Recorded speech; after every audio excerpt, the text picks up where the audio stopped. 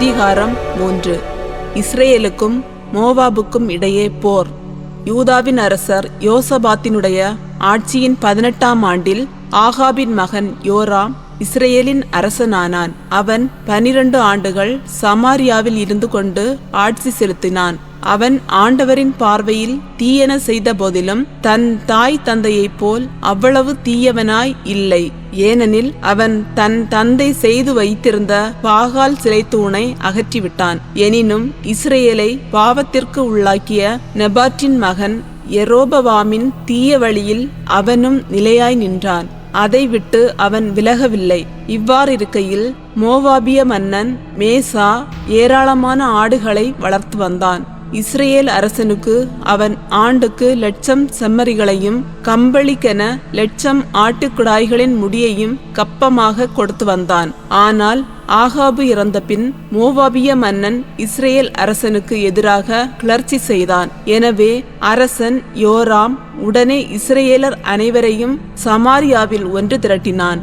அப்போது அவன், மோவாபிய மன்னன் எனக்கு எதிராய் கிளர்ச்சி செய்கிறான், எனவே மோவாபுக்கு எதிராய் போரிட என்னோடு வருவீரா என்று கேட்குமாறு யூதாவின் அரசர் யோசபாத்திடம் ஆள் அனுப்பினான்.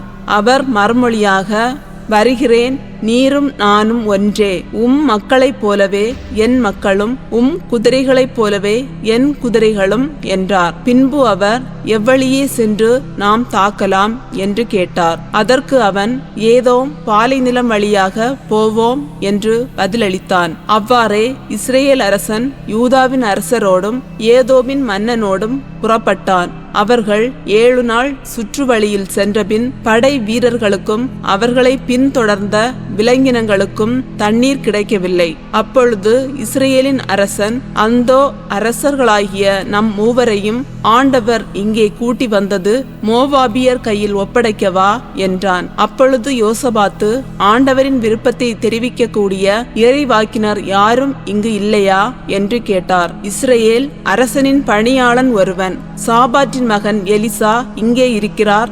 எலியா கைகளை கழுவும் போது தண்ணீர் ஊற்றி வந்தவர் அவர் என்றான். யோசபாத்து, ஆம், ஆண்டவரின் வாக்கு அவரிடம் உள்ளது என்றார். எனவே இஸ்ரேலின் அரசன் யோசபாத்து ஏதோமின் மன்னனாகிய மூவரும் எலிசாவிடம் சென்றனர். எலிசா இஸ்ரேல் அரசனிடம், உனக்கும் எனக்கும் என்ன உறவு?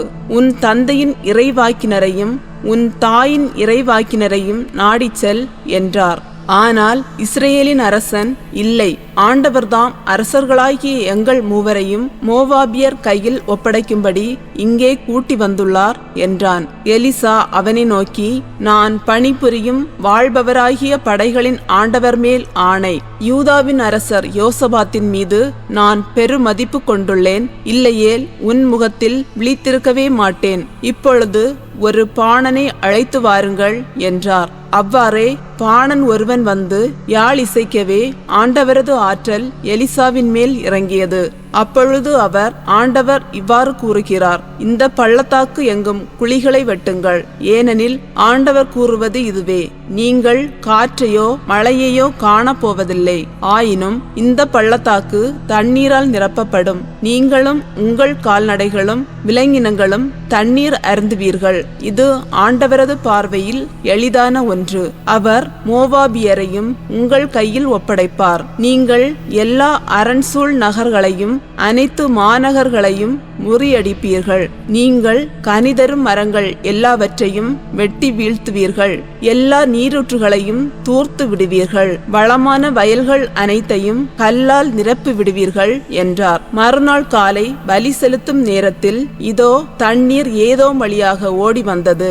நாடு தண்ணீரால் நிரம்பியது. தங்களோடு போர் புரிய அரசர்கள் வருகிறார்கள் என்று மோவாபியர் அனைவரும் கேள்வியுற்று படைக்கலம் தாங்கக்கூடிய இளையோர் முதியோர் அனைவரையும் ஒன்று திரட்டி எல்லையில் அணிவகுத்து நின்றனர். மோவாபியர் காலையில் எழுந்த பொழுது கதிரவனின் ஒளி தண்ணீர் மீது ஒளிர்ந்தது. மறுபக்கம் இருந்த அவர்களுக்கு தண்ணீர் இரத்தம் போல் செந்நிறமாய் தோன்றியது. உடனே அவர்கள், அது இரத்தம், அந்த அரசர்கள் தங்களுக்குள் போர் புரிந்து ஒருவரை ஒருவர் வெட்டி வீழ்த்தியுள்ளார்கள். மோவாபியரே, வாருங்கள், கொள்ளையடிப்போம் என்றார்கள். ஆனால் மோவாபியர் இஸ்ரேலின் பாசறைக்குள் நுழைந்தவுடன் இஸ்ரேலர் எழுந்து அவர்களை தாக்கினர். மோவாபியர் இஸ்ரேலர் முன்னிலையிலிருந்து தப்பியோடினர். ஆயினும் இஸ்ரேலர் துரத்தி சென்று மோவாபியரை வெட்டி வீழ்த்தினர். பின்னர் அவர்களின் நகர்களை தகர்த்து வளமான வயல்கள் அனைத்தின் மீதும் இஸ்ரேலர் ஆளுக்கு ஒரு கல் வீசி நிரப்பினர். எல்லா நீரூற்றுகளையும் தூர்த்து கனிதரு மரங்கள் எல்லாவற்றையும் வெட்டி வீழ்த்தினர். அரண் சூழ்ந்த கீர் அரசேத்து மட்டும் எஞ்சி நின்றது. அந்நகரையும் கவன் வீசுவோர் வளைத்து அழித்தனர். தனக்கு எதிராக போரின் முடிவு இருந்ததை அறிந்த மோவாபிய மன்னன் வாளேந்திய 700 வீரர்களை சேர்த்து கொண்டு ஏதோம் மன்னனை எதிர்க்க சென்றான். ஆனால் அவர்களால் ஒன்றும் செய்ய முடியவில்லை. பின்னர் அவன் தனக்கு பின் அரசாளும் உரிமையுள்ள தன் தலைமகனை கொண்டு போய் மதிலின் மேல் அவனை எரிபலியாக ஒப்பு கொடுத்தான். இஸ்ரேலர் தங்களுக்கு எதிராக கடுஞ்சினம் மூழ்வதைக் கண்டு அவனை விட்டு அகன்று தம் சொந்த நாட்டுக்கு திரும்பினர்.